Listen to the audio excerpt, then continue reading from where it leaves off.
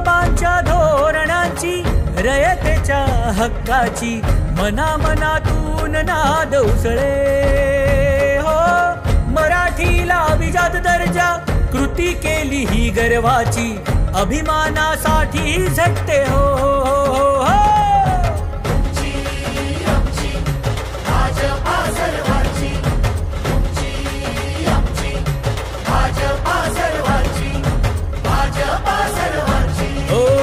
जनकल्याणार्थ आखले समान धोरण, जाती भेदाचे ना कधी केले राजकारण, समाजात बांधले हो समतेचे तोरण.